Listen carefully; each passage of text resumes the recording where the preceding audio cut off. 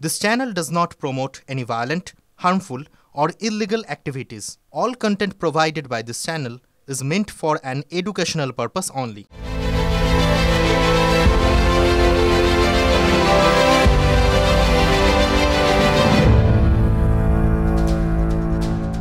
লেখাপড়া করে যে গাড়ি ঘোড়া চড়ে সে, আগে এই কথাটা বুক বাজিয়ে বলা হতো।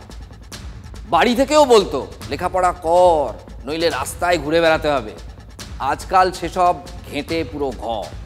শিক্ষা বললেই কেলেঙ্কারি আর বিতর্ক, যেন একটাই কয়েনের দুটো পিঠ।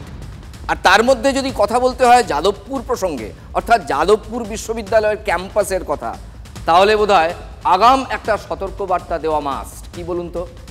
কুর্সি কি পেটি বাঁধ লিজিয়ে, মৌসম বিগড়নে वाला है। রামচুর এখানে ছাত্র ক্ষোভ।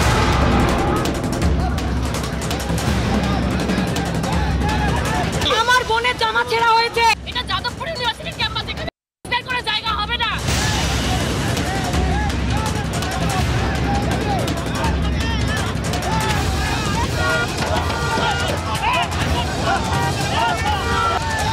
ছেলেগুলোর উপরে গাড়ি চালিয়ে গেছে।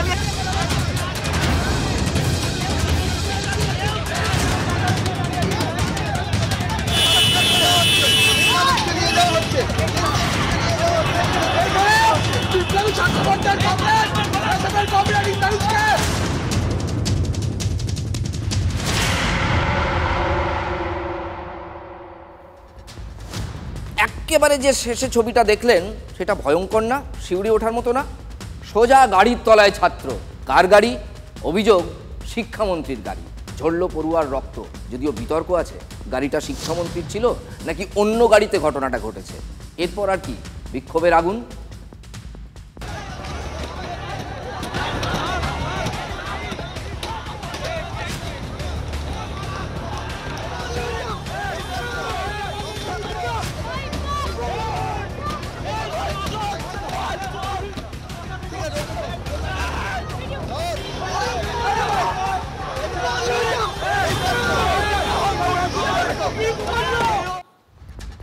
কত সহজ, তাই না? মন্ত্রীর কনভয় বিক্ষোভকারীর ওপর দিয়ে চালিয়ে দেওয়া হচ্ছে। দীর্ঘক্ষণ শিক্ষামন্ত্রীকে আটকে রাখা হয়েছিল। তিনি নিজেও বসে পড়েন একসময় মঞ্চ থেকে নেমে, কার্যত অবস্থানে বসেছিলেন। বেরোনোর পথে ধাক্কাধাক্কি, বিক্ষোভ, চরম এক বিশৃঙ্খলা, অরাজকতা। কিন্তু তার রেজাল্ট এটা, বিক্ষোভকারী গাড়ির তলায়। কেন এরপরও গাড়ি থামালেন না রাজ্যের শিক্ষামন্ত্রী? তার কনভয় বেরোনোর সময় কি কাণ্ডটা হয়েছে সেটা কি তিনি টের পাননি? কোথায় এসে দাঁড়িয়েছে রাজ্যের নামজাদা এই বিশ্ববিদ্যালয়, স্টার বিশ্ববিদ্যালয়? বিশৃঙ্খলার ছবিটাই এখন রুটিন সেখানে, তাতে কোনো নড়চড় হওয়ার নেই। কি এমন ছিল বলুন তো এদিন? আসলে তৃণমূলপন্থী অধ্যাপক সংগঠনের সভা ছিল। আমন্ত্রিত ছিলেন রাজ্যের শিক্ষামন্ত্রী, কারণ তিনি এই সংগঠনের সভাপতি। ওই সভাপতি হিসেবেই তিনি গিয়েছিলেন, এটা দল বলছে। ব্যাস, শুরু থেকে শেষ চলল অরাজকতা।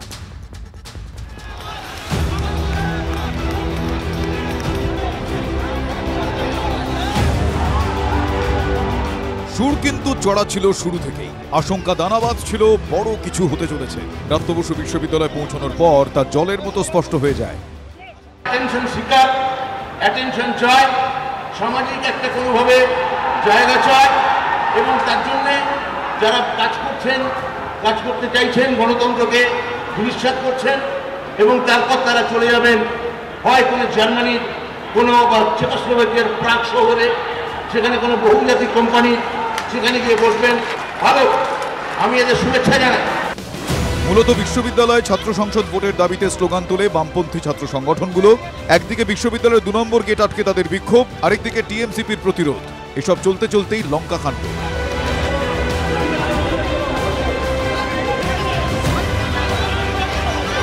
শিক্ষামন্ত্রী নিরাপত্তায় থাকা পুলিশের গাড়ির হাওয়া খুলে দেওয়া হয়, কনভয়ের গাড়ি ভাঙচুর করা হয়। কিছুই বাদ যায়নি হুলস্থুল কাণ্ড।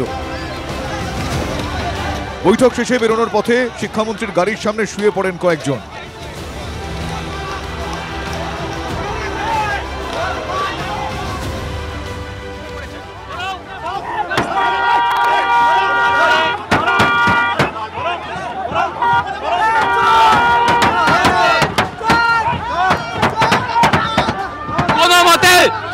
শিক্ষামন্ত্রীর গাড়ি এগোচ্ছে, তুমুল উত্তেজনা, গাড়ির সামনের গাড়ির প্রত্যেকটি অংশ ভাঙার চেষ্টা করা হচ্ছে এবং কোনো মতে শিক্ষামন্ত্রীর গাড়ি ক্যাম্পাস থেকে বেরোচ্ছে, সম্পূর্ণরূপে গাড়ি ভাঙচুর করার চেষ্টা এবং জোরপূর্বক গাড়ি কোনো রকমে গাড়ি বেরোচ্ছে।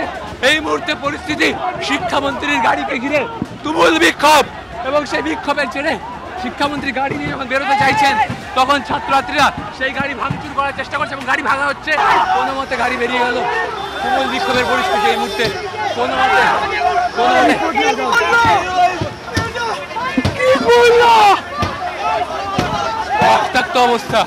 রক্তাক্ত অবস্থায় পড়ুয়ার, তার উপর দিয়ে গাড়ি চলে যাওয়ায় সম্পূর্ণ রক্তাক্ত হয়ে গিয়েছে এবং এক পড়ুয়া গাড়ির ধাক্কায় আহত হয়ে গিয়েছে। গাড়ি পড়ুয়া আহত হয়ে গিয়েছে। তিনি আমাদের শিক্ষামন্ত্রী কোন সাহসে এরা নিজেদেরকে আমাদের মন্ত্রী বলেন? কোন সাহসে এরা ছাত্রদের মেরে ছাত্র প্রেম দেখাচ্ছে? ভাঙচুর, এখানে ছাত্রদের ক্ষোভ তারা ভেঙে দিচ্ছেন। তাদের একজন সহপাঠী আহত হয়েছেন। সহপাঠী ছাত্রকে গাড়ি দিয়ে তৃণমূলের গুন্ডারা মেরে গেছে, সে যদি আজ মারা যায় তার বদলা সব তৃণমূল থেকে আমরা নেব। তারই ক্ষোভ এখানে আছড়ে পড়ছে।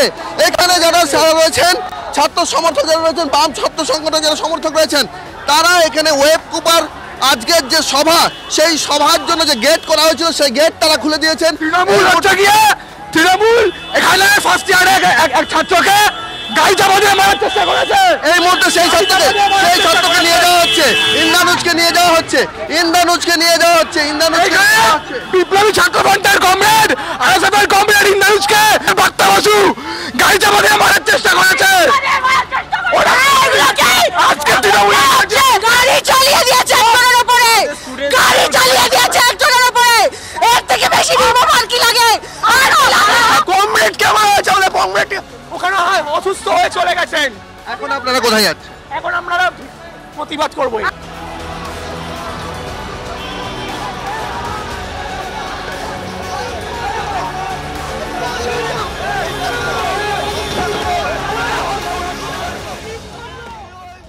রক্তাক্ত ক্যাম্পাস, শিক্ষাঙ্গনে যে এমনটাও হয় সত্যি ভাবতে খারাপ লাগে, মাথা ঝুঁকে যায় লজ্জায়।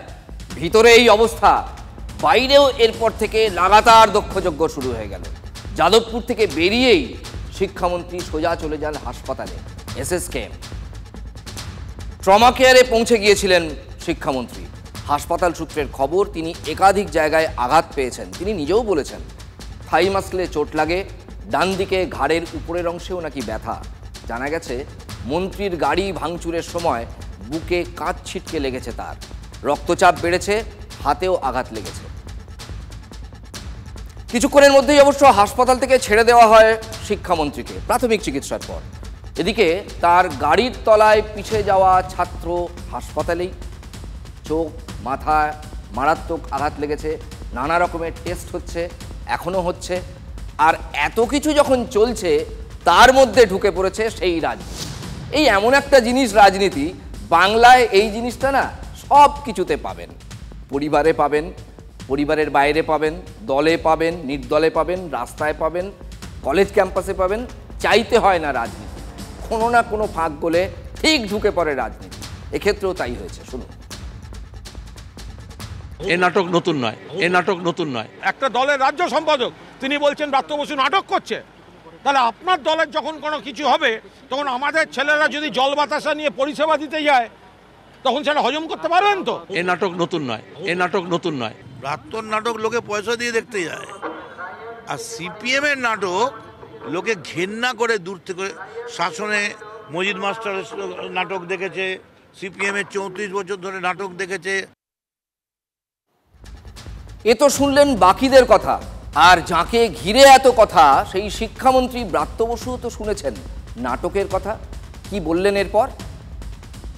সেলিমের বক্তব্য ওর পার্টি সিরিয়াসলি নেয় না, আমাদের এখানে নেওয়ার কোনো দরকার নেই। আর উনি তো চান যে তৃণমূলের মন্ত্রী বা তৃণমূলের অধ্যাপক অধ্যাপিকা নিগৃহীত হন। সব তাহলে অধ্যাপক অধ্যাপিকারাও তাহলে বানিয়ে করছে, সবাই নাটক করছে। আমি নয় থিয়েটারের লোক এখানে আমি দাঁড়িয়ে অভিনয় করছি, কিন্তু যে অধ্যাপক অধ্যাপিকারা মার খেলেন সেলিমের কাছে তারাও তাহলে নাটক করছে। এগুলো দেখতে দেখতে ভাবছি আপনাদের মতোই আর কত নাটক দেখবে বাংলা। একটা বিশ্ববিদ্যালয়ের অনুষ্ঠান, তাতে বিক্ষোভ, তুলকালাম, আর সেখান থেকেই এই অবস্থা, এটা কখনো মানা যায়? সুস্থ সমাজে এই জিনিস চলতে পারে, তাও একটা স্টার বিশ্ববিদ্যালয়ের ক্যাম্পাসে? অভিযোগের পাহাড় দুতরফেই। ঘটনার পরপর শাসক দলের অধ্যাপক সংগঠন, ওয়েবকুপার সদস্যরা এবং টিএমসিপি সদস্যরা পৌঁছে গিয়েছিলেন যাদবপুর থানার সামনে। সেখানেও আর একটা দক্ষযজ্ঞ পর্ব শুরু হয়ে গেল। যিনি রয়েছেন তিনি নিজে অধ্যাপিকা, তার শাড়ি ছিঁড়ে গিয়েছে। কিভাবে এই ঘটনা ঘটলো? আপনার এই যে আপনি যে শাড়িটা ছিঁড়ল, ছাত্রছাত্রীরা, আমি এর বেশি আর কিছু বলতে পারছি না, বলার মতো মানসিক অবস্থায় আমি নেই, আমি অত্যন্ত বিধ্বস্ত। এখানে আরো অনেক নেতা রয়েছেন, ওয়েবকুপার অনেক নেতা রয়েছেন, তাদের সঙ্গে একটু কথা বলবো। বেশ কিছু ছাত্রছাত্রী তারা যেভাবে মন্ত্রীর গাড়িকে ভেঙেছে, আমাদের কোনো কথাকেই গুরুত্ব না দিয়ে আমরা ওই বিশ্ববিদ্যালয়ের অধ্যাপক আমরা অভিযোগ জানাচ্ছি। কি কারণে? যাদবপুর ইউনিভার্সিটি টিএমসিপি তরফ থেকে আমরা প্রথমে এরা যখন অগণতান্ত্রিকভাবে এরা ঢুকতে চেষ্টা করেছিল, আমরা গণতান্ত্রিকভাবে ব্যারিকেড দিয়ে আমরা ঘেরার চেষ্টা করেছিলাম। ওই মাওবাদী নকশালগুলো যারা এই যাদবপুরের স্টুডেন্টই না, আমাদের দায়িত্ব, আমরা বিশ্ববিদ্যালয়ের অধ্যাপক, আমরা বোঝানোর চেষ্টা করেছি, কিন্তু ছাত্রছাত্রীদের একটা রিজিড মনোভাব, আমাদের এক্ষুনি চাই, এই চাই, ওই চাই। এই তো অবস্থা। বিক্ষোভকারী ছাত্র রক্তাক্ত হওয়ার পরেই তৃণমূলের শিক্ষাবন্ধু অফিসে চলে ভাঙচুর, আগুন লাগানোর অভিযোগও উঠেছে। আমি এই মুহূর্তে রয়েছি সারা বাংলা তৃণমূল শিক্ষাবন্ধু সমিতির যাদবপুরের কার্যালয়। সেই কার্যালয় সম্পূর্ণরূপে ভেঙে তাতে আগুন ধরিয়ে দেওয়া হয়েছে। তুমি দেখতে পাচ্ছ যাদবপুর বিশ্ববিদ্যালয়ের একাধিক প্রান্তে উত্তেজিত ছাত্ররা, যেহেতু তাদের সহপাঠীর রক্তপাত হয়েছে, তার প্রতিবাদে রেগে কাঁচ ভাঙচুর করছে। একাধিক অফিস তারা ভেঙে দিয়েছে সম্পূর্ণভাবে। এটা তৃণমূলের পার্টি অফিস বলা চলে শিক্ষাবন্ধু সমিতির। একাধিক ফাইল, পত্র, পতাকা সব পুড়িয়ে ফেলা হয়েছে। গোটা ক্যাম্পাস জুড়ে এই মুহূর্তে কিন্তু উত্তেজনার ছবি। চারদিকে ভাঙচুর চলেছে, যেখানেই তৃণমূলের পতাকা, ফেস্টুন, ব্যানার ছিল তার ছিঁড়ে ফেলছে এই অতিবাম ছাত্র সমর্থকরা। এখানেও শেষ হয়নি, আরও আছে। যাদবপুর থানায় ওদিকে আরেক প্রস্থ বিক্ষোভ। এবার অবরোধ বাম পড়ুয়াদের। কি তাদের দাবি?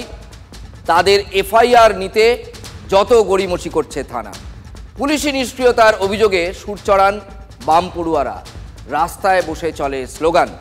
বিক্ষোভের জেরে যানজট, ভোগান্তি অবশ্য চরমে।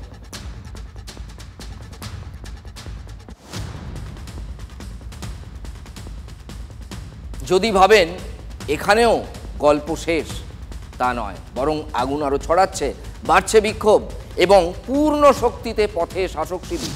সুকান্ত সেতু থেকে প্রতিবাদ মিছিল সোজা যাদবপুরে। কে নেই সেখানে?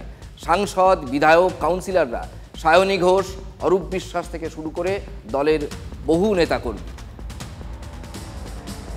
লজ্জাজনক আজকে যে ঘটনা ঘটেছে, যেটা ঘটনা ঘটেছে সেটা লজ্জাজনক এবং যে কোনো শিক্ষিত সমাজে, সভ্য সমাজে এটা কাম্য নয়। মানুষের আলোচনা থাকতে পারে, ছাত্রছাত্রীদের আলোচনা থাকতে পারে, কিন্তু আলোচনার একটি ধরনও রয়েছে। কাজে সম্মান যদি পেতে হয় তাহলে সম্মান দিতে জানতে হবে। আমি যাদবপুর ইউনিভার্সিটির এসএফআই স্টুডেন্টদেরকে এটুকুই বলবো, রাজনৈতিকভাবে যদি তোমাদের দল উঠে আসতে পারে তাহলে আমরা বুঝবো। কারণ নিজের এলাকাতে বা নিজের যাদবপুরকে যদি তোমরা মনে করো যে এটাই তোমাদের রাজ্য এবং এখানে তোমাদের একাধারে আধিপত্য চলবে, তাহলে তোমরা খুব ভুল। গাড়ি ভাঙা নয়, শিক্ষামন্ত্রীকে আঘাত করা হয়েছে, তিনি হাসপাতালে ভর্তি। এরা কি করে ছাত্র বলে নিজেদের জাহির করে? যারা গণতন্ত্রে বিশ্বাস করে না, যারা তৃণমূলকে ভয় পায়, এই মা বাকুদের বিরুদ্ধেই আমাদের আন্দোলন। উল্টো দিকে একজন গুরুতর ছাত্র জখম হয়েছে, ইন্দ্রানুজ রায়। হ্যাঁ, আমাদের একজন ছাত্র জখম হয়েছে, তিনি এখন তাকে হাসপাতালে নিয়ে যাওয়া হয়েছে, তার অবস্থা গুরুতর। আর অতি বাম এবং বাম সমর্থক যারা আছে তাদেরও একজন ছাত্র গুরুতর জখম হয়েছে, চোখে প্রচন্ড আঘাত। ওসব বাজে কথা। যেটা হয়েছে সেটা হচ্ছে আমাদের সংগঠন, শিক্ষাবন্ধু সংগঠনের অফিস পর্যন্ত জ্বালিয়ে দেওয়া হয়েছে ইউনিভার্সিটির ভেতরে। ওরা ছবি দেখে অভিযোগ করছে শিক্ষামন্ত্রী গাড়ির তলায় এসে ওই ছাত্র জখম হয়েছে। না না, এটা বাজে কথা। ওরা তো মিথ্যে কথা বলার জন্যই ওরা জন্মেছে। মিথ্যে ছাড়া ওরা কিছু জানে? ওরা যদি গণতন্ত্রে বিশ্বাস করতো তাহলে শিক্ষামন্ত্রী তো আজকে ওখানে সেমিনারে এসেছিলেন, কেন শিক্ষামন্ত্রীকে আঘাত করলেন? এখন আপনাদের কর্মসূচি কি? আমাদের কর্মসূচি প্রতিবাদ। যাদবপুর থানার সামনে সর্বত্র বাংলা জুড়ে প্রতিবাদ। প্রতিবাদের ঝড় যাদবপুর জুড়ে এখনো টের পাচ্ছেন মানুষজন। টান টান উত্তেজনা। এদিকে বিশ্ববিদ্যালয়ে আহত পড়ুয়া ইন্দ্রানুজের বক্তব্য পেয়েছি আমরা। তিনি কি বলছেন শুনুন। সামনে এতজন স্টুডেন্ট ছিল, তারপরেও ওনারা পিক আপ নিতে থাকেন আমি এবং আরও কয়েকজন, আমি ওদের নাম জানি না, মানে দেখতে পাইনি প্রপারলি, এখানে 30-40-এর ওপর স্পিডে হচ্ছে গাড়ি চলছিল, ব্যাকে দৌড়াচ্ছিলাম বাঁচানোর জন্য। তখন বলছি যে আপনি গাড়িটা থামান, অন্তত সরে বেরিয়ে দিন। আরও স্পিড বাড়িয়ে দেয়, তখন পরে ধাক্কা লেগে ছিটকে পড়ি। তো মাথাটাকে বাঁচাতে আমি ঘাটটা ঘোরাই, তখনই হচ্ছে চোখের ওপর দিয়ে এবং পায়ে পাতা দিয়ে হচ্ছে গাড়িটা চলে যায়। কলকাতায় রাজ্যের নামী শিক্ষা প্রতিষ্ঠান সাক্ষী থাকলো চরম অমানবিকতার, চরম নৈরাজ্যেরও। চোপড়ায় পুলিশের গাড়ি থেকে ছিনিয়ে নিয়ে যাওয়া হলো অভিযুক্তকে, কিন্তু সুকান্ত মজুমদার, শুভেন্দু অধিকারীরা স্পিক কি নট, বলবেন কি করে? তারা সবাই কৌটিল্য ভবনে কৌটিল্য নীতি তৈরিতে ব্যস্ত। কৌটিল্য ধুরন্ধর অর্থনীতিবিদ, দার্শনিক, রাজ পরামর্শদাতা। হাওড়ার উলুবেড়িয়া, তাঁতিবেড়িয়ার সারদা শিশু মন্দির কৌটিল্যের নামাঙ্কিত ভবনেই দুদিনের বৈঠক। শুভেন্দু, সুকান্ত, দিলীপ ঘোষ সবাইকে মোবাইল জমা রেখে ঢুকতে হয়েছে সেই বৈঠকে। কড়া বৈঠক, ভালো ভাষায় আরএসএস এবং বিজেপির সমন্বয় বৈঠক, অর্থাৎ বোঝাপড়ার বৈঠক, সেতুবন্ধনের বৈঠক। সোজা কথায় বললে বিধানসভা ভোটের কৌটিল্য নীতি তৈরির বৈঠক। নির্বাচনের সাথে সংঘের প্রোগ্রামের কোনো সম্পর্ক থাকে না, সংঘের সাথে রাজনীতি সরাসরি যোগাযোগ। সুকান্ত মজুমদার এমন কথা বললেন বটে, কিন্তু বিজেপির শক্তির উৎস যে আসলে আরএসএস, সেটা এখন কার জানতে বাকি? বাচ্চাও জানে। বিধানসভা ভোটের অঙ্কটা সহজ ভাষায় বুঝিয়ে দিয়েছেন শুভেন্দু অধিকারী। হিন্দু সরকার হবে 26-এ, হিন্দু সরকার হবে, কিভাবে হিসাব করতে হয় শুভেন্দু অধিকারী জানে। হিন্দুরা এক কাট্টা হয়েছে, আর একটু করা দরকার। হিন্দু 39% এক কাট্টা হয়েছে বলেই আমরা 2,33,27,000 ভোট, আর 5% হিন্দুকে আমাদের পক্ষে ভোট করাতে হবে। কিভাবে হিসাব করতে হয় শুভেন্দু অধিকারী জানে। 13 দিনের বাংলা সফরে হিন্দুত্বের সলতে আগুন দিয়ে গিয়েছেন আরএসএস প্রধান মোহন ভাগবত। संघ क्या करना चाहता है, तो एक वाक्य में इस प्रश्न का उत्तर देना हो तो संघ संपूर्ण हिंदू समाज का संगठन करना चाहता है। हिंदू समाज का संगठन क्यों? क्योंकि इस देश का उत्तरदायी समाज हिंदू समाज है। भारत तब कहा जाता है जब उसका एक स्वभाव होता है। उस स्वभाव के साथ हम नहीं रह सकते, ऐसा जिनको लगा उन्होंने अपना अलग देश बना लिया। वो हिंदू समाज और भारतवर्ष एक रूप है, ये भारतवर्ष की पहचान है। অর্থাৎ ভাগবতের তত্ত্ব আর শুভেন্দু অধিকারীর অঙ্ক মেলানোর পালা এবার বিজেপি। এর মধ্যেই রাস্তায় নেমে পড়েছে তৃণমূল। তখন ঘর গোছানোর পালা, অর্থাৎ ইনডোরে, মানে বলছি ইনসাইডে, বৈঠকে। 2011 সালের পর আবার আরএসএস বিজেপি সমন্বয় বৈঠক। সূত্রের খবর, ভাগবতের নির্দেশেই তড়িঘড়ি এই বৈঠকের আয়োজন। মোহন ভাগবতের নিধনের পর আজ আরএসএস এর সমন্বয় বৈঠক উলুবেড়িয়ার তাঁতিবেড়িয়ায়।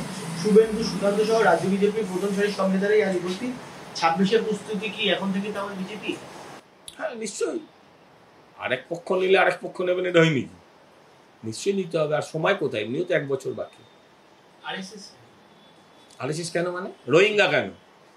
আরএসএসরা তো ভাই ভারতবর্ষের সঙ্গে কৃষ্টির সঙ্গে যুক্ত, 100 বছর তাদের ইতিহাস। তৃণমূলের প্রধান বিরোধী এখন কে? বিজেপি? ভুল ভুল, তৃণমূলের শত্রু। তৃণমূলকে তৃণমূলই পেটাচ্ছে, খুন করছে। মালদা থেকে মুর্শিদাবাদ, বঙ্গের উত্তর থেকে দক্ষিণ, এক ছবি রোজ দেখাই আমরা। বারাসাতের একটি ভিডিও ভাইরাল হয়েছে, তৃণমূলের ওয়ার্ড সভাপতিকে মারধরের ভিডিও। দেখুন, যিনি মার খেলেন তিনি রামপ্রসাদ মিত্র, তৃণমূলের ওয়ার্ড সভাপতি, আগেই বলেছি। আর যার হাতে মার খেলেন তিনি আসাদুল মণ্ডল, তিনিও তৃণমূলের নেতা। রামপ্রসাদের দোষ কোথায়? অশান্তির মীমাংসা করতে গিয়েছিলেন তিনি, ফিরলেন মার খেয়ে। অভিযোগ পেয়ে আসাদুলকে গ্রেফতার করেছে পুলিশ। তুমি কি মারধর করেছিলে? দল আমরাও করি, আমরাও তৃণমূলটা করি, কিন্তু কথা হলো তৃণমূলটা করতে হবে আমরা যেটা যে নির্দেশ দিদি আমাদেরকে দিয়েছে, সভ্যভাবে যে দলটা করার দরকার সেই সভ্যতার মধ্যে দিয়ে আমরা দলটা করি। কিন্তু আমাদের সভাপতি অসভ্যর প্রতিবাদ করতে গিয়ে আজকের এই দুঃসময়ের মধ্যে করতে কিছু প্রোমোটারি প্রোমোটারি করছে, কিছু কনস্ট্রাকশনের কাজ চলছে, সেখানে একটা এলাকার মানুষদের একটা দীর্ঘদিনের সমস্যা, একটা রাস্তা সরকার করে দিয়েছে। ওরা ওয়ার্ড সভাপতিকে ডেকেছিল, সঙ্গে আমরা মুষ্টিকটা কর্মী ছিলাম। সেই জায়গায় দাঁড়িয়ে হঠাৎ করে দলবল নিয়ে এসে আমাদের সভাপতির প্রতি একটা অ্যাটাক করলো। দলবল আসাদুলই নিয়ে গেছে, আসাদুল তৃণমূলই করে। এবার চলুন যাই পূর্ব মেদিনীপুরের কাঁথি, সেখানেও আর এক অশান্তি, শাসকের ঘরের অশান্তি। কাঁথি পুরসভার বাইরে বিক্ষোভ দেখালো তৃণমূল। পুরসভাটা তৃণমূলের শ্রমিক সংগঠন। পুরসভা সে তো তৃণমূলেরই দখলে। বিক্ষোভকারীদের তোপে কে জানেন? সুপ্রকাশ গিরি, অখিল গিরির ছেলে, কাঁথি পুরসভার চেয়ারম্যান। তিনি নাকি শহরে টোটো লাইসেন্স রিনিউয়াল করছেন না। কথায় বলে রাজায় রাজায় যুদ্ধ হয় আর উলু খাগড়ার প্রাণ যায়। নেতায় নেতায় কথার যুদ্ধ দেখতে আমরা অভ্যস্ত, অবশ্য বেশিরভাগ সময়ই সামনাসামনি নয়, একে অন্যের দিকে নেতারা তীর ছোড়েন দূর থেকে। কিন্তু দুই দেশের দুই প্রেসিডেন্ট ঝগড়া করছেন, এরম ছবি দেখেছেন? তাদের একজন আবার মহাশক্তিধর আমেরিকার প্রেসিডেন্ট ডোনাল্ড ট্রাম্প। ঝগড়ায় গলাকে মিলিয়েছেন জানেন আমেরিকার ভাইস প্রেসিডেন্ট জেডি ভান্সও। সেই ঝগড়া একদম মিডিয়ার ক্যামেরার সামনে। ঝগড়াঝাটি করে চুক্তি সব ভেস্তে দিয়ে দেশের রাস্তা ধরলেন ইউক্রেনের president Vladimir Zelensky. He's not speaking loudly. He's not speaking loudly. Your country's in big trouble. Wait a minute. No. You've done a lot of talking. God bless. You will not have to work. Don't tell us what we're going to feel. 50, 60,000. With guarantees. Because you get a ceasefire faster than the agreement at the conference in the East Room in a little while. Right after lunch. Makes America a good country is America engaging in diplomacy. That's what President Trump is doing. Can I ask you? Sure. Yeah? Okay. He killed our people and he didn't exchange prisoners. We signed the exchange of prisoners, but he didn't do it. What kind of diplomacy, JD, you are speaking about? What do you mean? I'm talking about the kind of diplomacy that's going to end the destruction of your country. Yes, but if you Mr. President, with respect, I think it's disrespectful for you to come into the Oval Office and try to litigate this in front of the American media. But you have nice ocean and don't feel now, but you will feel it in the future. Don't tell us what we're going to feel. I'm not telling you. Because you're in no position to dictate that. That's Remember exactly this. You're in no position to dictate what we're going to feel. We're going to feel very good. You will feel influence. We're going to feel very good and very strong. You will feel influence. You're right now not in a very good position. You've allowed yourself to be in a very bad position, and he happens to be right about it. From the very beginning, you're gambling with the lives of millions of people. You're gambling with World War III, and what you're doing is very disrespectful to the country, this country. If you didn't have our military equipment, this war would have been over in 2 weeks. In 3 days, I heard it from Putin. In 3 days. Mr. President, is there no deal? Mr. President,